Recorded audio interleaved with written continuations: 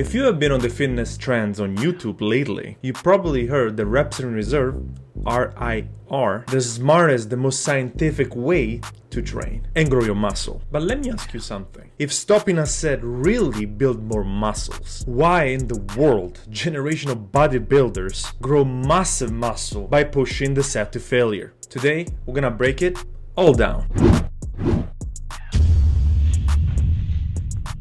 Now, if you've been following me for a while, you already know where I stand on the subject. Training to failure for me has been one of the most effective way to grow your muscles. But recently, there's been a huge push online saying that training with reps in reserves is for some reason the superior approach. So in this video, I want to 1.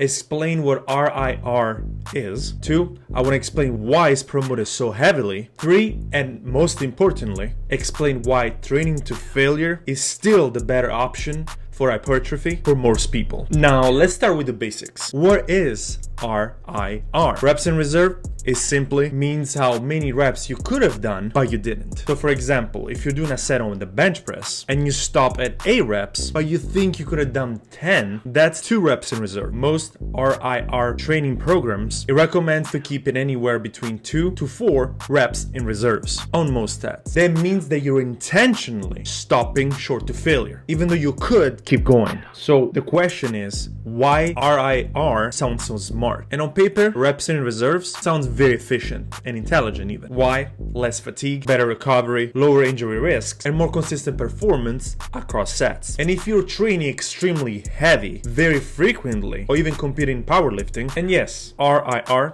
can absolutely make sense. But bodybuilding and muscle growth operates in a completely different level. Therefore, the question is, what actually builds muscles? Muscle growth depends on a few key factors: mechanical tension, motor unit requirement, and progressive overload. But here is the part that most people skip. Your body does not require all your muscle fiber right away. It recruits them as the set gets harder and harder. The closer you get to failure, the more high thresholds motor unit are forced to turn on. Or in simpler words, when you reach failure, your body is forced to use all the muscle fibers at its disposal in order to push the weight forward. And of course, the last reps of a set are the most important reps for hypertrophy. Now, with all that said, there is a big problem with RIR, and this is actually where it falls apart for most lifters. Rep in reserves relies on an accurate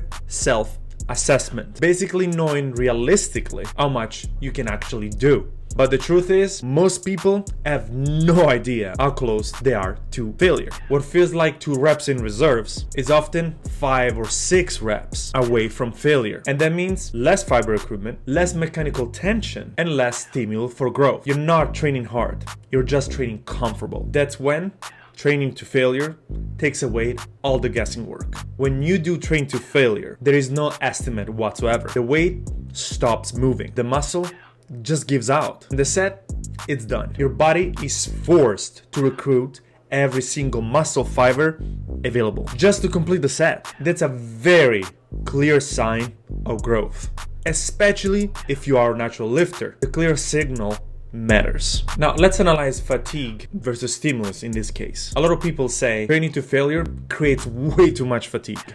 But here is actually the real question. Fatigue compared to what exactly? If you're doing controlling the reps, reasonable volume, proper exercise selection, then training to failure, especially on a machine or isolation, is extremely manageable. The problem isn't the failure. The problem is poor programming. Well, that said, reps in reserves when can actually make sense. Now, let me be clear. I'm not saying that RIR are useless. Rep in reserve works actually very well, especially for beginners learning the techniques, heavy barbell squats or even deadlifting, strength focused athletes, and of course, very high volume training. But the problem remains the same. Avoiding failure makes very little sense, especially with machines, since already they have the path laid out for you and you can move them safely without the risk of getting injured or doing bad form. Look at real world bodybuilders, decades of results. Before rep in reserve was even a term, where they just built on it